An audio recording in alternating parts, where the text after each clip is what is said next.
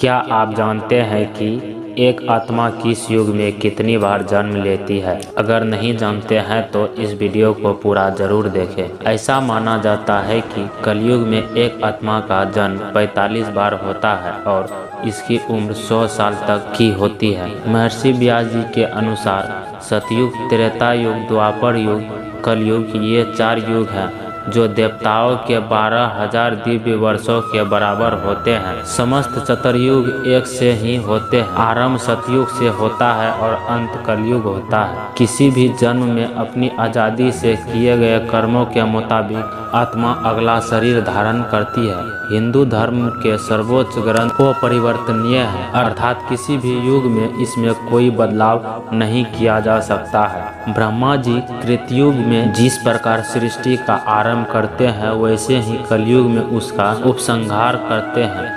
सतयुग, द्वापर युग, कलयुग, हर युग में कोई न कोई भगवान जन्म जरूर लेते हैं, ऐसा सभी लोगों का मानना है। लेकिन क्या आप जानते हैं कि किस युग में इंसान कितने बार जन्म लेता है? इसीलिए आइए जानें चारों युगों के बारे में कुछ ऐसी बातें जो कभी नहीं सुना होगा।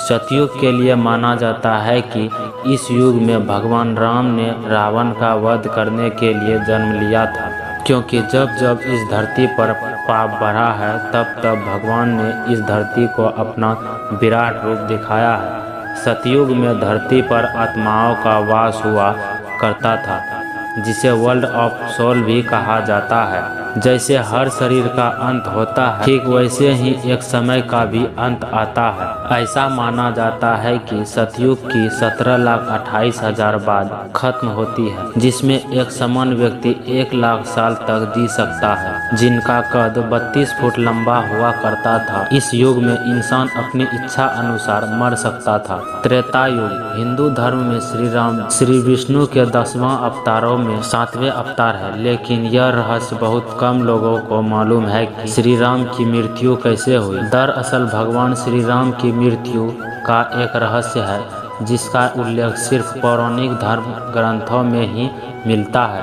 पद्म पुराण के अनुसार भगवान श्री राम ने सरयू नदी में स्वयं की इच्छा से समाधि ली थी। इस बारे में विभिन्न धर्म ग्रंथों में विस्तार से वर्णन मिलता है। श्री राम द्वारा सरयू में समाधि लेने से पहले माता सीता धरती माता में समा गई थी और इसके बाद ही उन्होंने पवित्र नदी सरयू में समाधि ली। चारों युग हनुमान जी एकमात्र ऐसे भगवान है जो अमर है। त्रेता युग में भी हनुमान जी ने भीम को चारों युग के बारे में बताया था। किस युग में क्या होता है ये भी बताया था। जानकारी के लिए बता दें कि त्रेता युग 4,32,000 वर्षों का होता है, जिसमें एक समान इंसान 10,000 साल तक जी सकता है। इस युग में भीम ने हनुमान जी को चारों युग के ज्ञानी के नाम से संबोधित किया था। जब द्वापर युग में गंधमादन पर्वत पर महाबली भीमसेन हनुमान जी से मिले तो हनुमान जी से कहा कि हे पवन कुमार, आप तो युगों से पृथ्वी पर निवास कर रहे हो, आप महाज्ञान के भंडार हो, बल बुद्धि में भी प्रवीण हो, कृपया आप मेरे गुरु बनकर मुझे शिष्य रूप में स्वीकार करके मुझे ज्ञान की शिक्षा दीजिए। तो हनुमान जी ने कहा, हे भीमसेन, सबसे पहले सतयुग आया, उसमें जो कामना मन में आती थी वो पूरी हो जाती थी, इसीलिए इसे सतयुग भी कहते हैं। इसमें धर्म को कभी हानि नहीं होती है। इसके बाद त्रेता युग आया। इस युग में यज्ञ करने की प्रवृत्ति बन गई थी, इसीलिए इसे त्रेता युग कहते हैं। त्रेता युग में लोग कर्म करके कर्म फल प्राप्त करते हैं। हे भीमसेन, फिर द्वापर युग आया। इस युग में वेदों के 4 भाग हो गए और लोग सत भ्रष्ट हो गए, धर्म के मार्ग से भटकने लगे, अधर्म बढ़ने लगा। परंतु हे भीमसेन, अब जो युग आएगा वो है कलयुग। इस युग में धर्म खत्म हो जाएगा, मनुष्य को इसकी इच्छा के अनुसार फल नहीं मिलेगा, चारों ओर अधर्म ही अधर्म का साम्राज्य ही दिखाई देगा। द्वापर युग, यह युग 8,64,000 वर्षों का था, जिसमें एक प्रत्येक व्यक्ति 1000 साल तक जी सकता था। ऐसा माना जाता है कि जैसे जैसे धरती पर पाप बढ़ेगा वैसे वैसे इंसान की जीने की उम्र और उसकी इच्छा की पूर्ति कम होती चली जाएगी। हनुमान जी का कहना था कि द्वापर युग में लोग धर्म के मार्ग से भटकने लगेंगे और धरती पर पाप बढ़ने लगेगा। जैसे कि आप जानते हैं कि इस युग में विष्णु जी ने खुद श्री कृष्ण का अवतार लेकर कंस को मौत के घाट उतारा था। कलयुग ऐसा माना जाता है कि कलयुग में एक आत्मा का जन्म 45 बार होता है और उसकी उम्र 100 साल तक की होगी।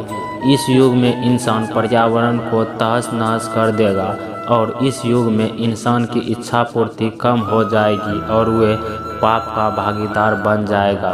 कलयुग के अंतिम काल में भगवान विष्णु का कलिक अवतार होगा। यह अवतार विष्णु यशा नामक ब्राह्मण के घर जन्म लेगा। भगवान कलिक बहुत ऊंचे घोड़े पर चढ़कर अपनी विशाल तलवार से सभी अधर्मियों का नाश करेंगे। भगवान कलिक केवल 3 दिनों में पृथ्वी से समस्त अधर्मियों का नाश कर देंगे। माना जाता है कि कलयुग में अंतिम समय में बहुत मोटी धारा से लगातार वर्षा होगी, जिससे चारों ओर पानी ही पानी हो जाएगा। समस्त पृथ्वी पर जल हो जाएगा और प्राणियों का अंत हो जाएगा। इसके बाद एक साथ 12 सूर्य उदय होंगे और उनके तेज से पृथ्वी सूख जाएगी। अगर आपको यह वीडियो अच्छा लगा हो तो वीडियो को लाइक करके चैनल को सब्सक्राइब जरूर कर दें।